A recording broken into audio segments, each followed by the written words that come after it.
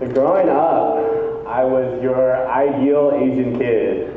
I always did my homework on time, I never disobeyed my parents, and I got really good grades. And I further strengthened this kind of resume as an Asian kid, an Asian student, by getting into UC Berkeley's business school and eventually working in the tech world at a company like LinkedIn. Every immigrant parent's dream, right? It's like, oh, Asian son, getting a great education, getting a great job out of school, really justifying my struggles as an immigrant. Until 3 years later, I told them that I wanted to be a photographer. I went instantly from being their bragging right to being perceived as a starving artist. But my parents' reaction actually really surprised me because they were like, you know, you're young, you've proven yourself, you're not married and you don't have kids, so if not now, when? Go for it. And so with that affirmation and with that blessing, I was like, wow, okay, well, I have to move to New York because San Francisco was a little bit too homogenous for me. LA was too close to home, and so I was like, all right, New York is the city of dreams. So I moved to New York, and of course I had LinkedIn at the time pay for all my travel relocation costs, only to tell them 6 months later that I was leaving. But during those 6 months, I went to at least 2 to 3 get-togethers, creative get-togethers, and I met at least 10 new friends every week because I really needed to understand what the freelance economy looked like, what it meant to be a creative entrepreneur.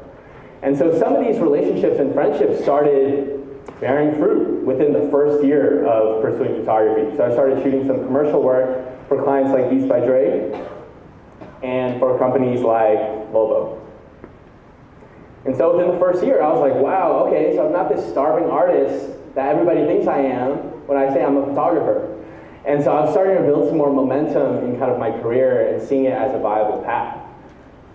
But I was still not 100% fulfilled, nor like satisfied, because these commercial projects, although it looks cool and like shiny, it didn't deep down strike a chord of like passion for me.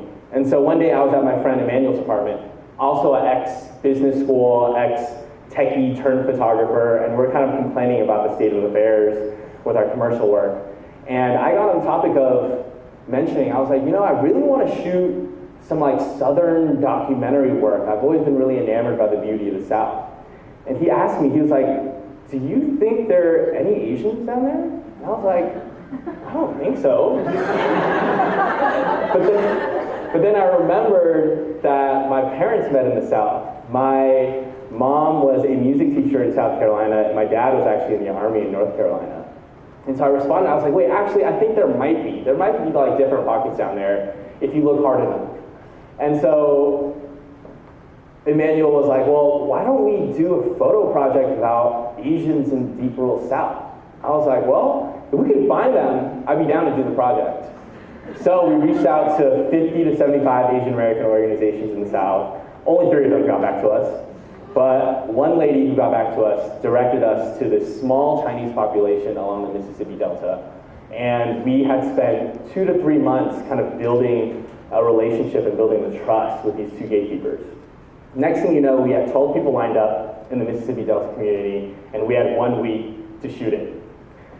So we touched down in Mississippi, and instantly we stuck out like sore thumbs because 1, we're Asian, we weren't black, nor were we white.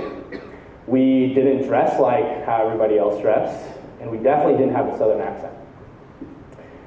This was the first time in my life that I felt like the other, like I was invisible because of my race, because of how I looked. Because I grew up in a city like San Francisco that was predominantly Asian. I went to UC Berkeley, which is 50% Asian, and I worked in tech and lived in large urban metropolitan cities like New York. And so I'd always taken this aspect of identity for granted. And just within 2 hours of spending time in Mississippi, it kind of opened up my world to a next level of empathy of other Asian American experiences in the US. Nonetheless, the Chinese community in the Delta they felt like family, and they treated us like family. They invited us into their homes, cooked us Southern Chinese food, which is very different from regular Chinese food, and I looked around and everybody just looked like my aunt and my uncle and my cousin, but the only difference was that they had a really deep, deep Southern accent. Born in the 40s, grew up in the 50s, and it was kind of like happy days. There was very strict segregation. The whites were in power, the blacks definitely out of power, and then the Chinese were just kind of in the middle. And I didn't stay inside very much. I was always outdoors, so I was either playing sports or out on the farm with my dad all the time. I didn't care for video games, didn't read much. So we spent an entire week hanging out in the grocery stores that they grew up, hanging out in their homes, visiting cotton fields, and even riding on some of the cotton tractors. And we came back to New York with 20 rolls of film. We didn't shoot it on digital cameras, but we shot on these old school film cameras. And if you understand film, it's like if you lose a film, you lose all the images. So we were really nervous. Came back, put it all together, photos turned out great, and eventually pitched it to publications. And fortunately, we were featured in the New York Times and in Huffington Post, and that led to a really big kind of wave of momentum of people reaching out for press interviews, being like, how did you find this community? How did you find these people? How was the project? And I didn't really expect that, because I didn't know people really cared about other Asian American communities, because we didn't have that representation. But what this taught me was that people were really curious about these stories. They loved the images, they loved the audio clips, and they wanted to hear more. But more than all the press and the accolades, I think my favorite part of the journey was getting emails from 10 to 15 other Asians from the South saying, thank you so much for sharing my story. I've never seen someone like myself featured on a national platform like the New York Me and who has the same type of story. And so that was a moment that I realized as a photographer that I had the power to create a platform and a space for invisible, underrepresented communities.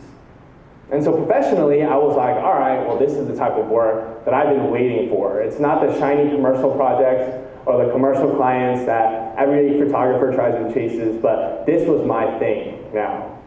And personally, I got a lot more in touch with my Asian American identity. I asked my parents a lot more questions about their immigrant experience.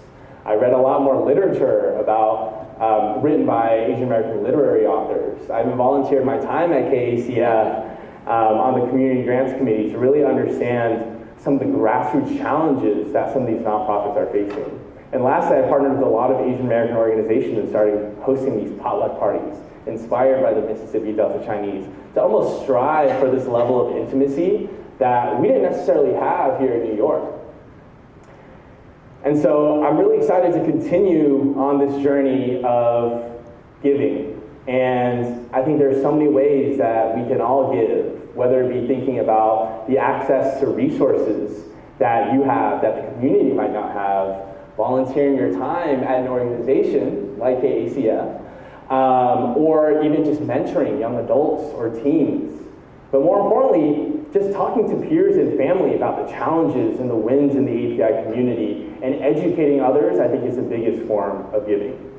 There's so many ways that we can all give, so I'm really excited that we can all embark on this journey and support each other in this journey of giving. Thank you.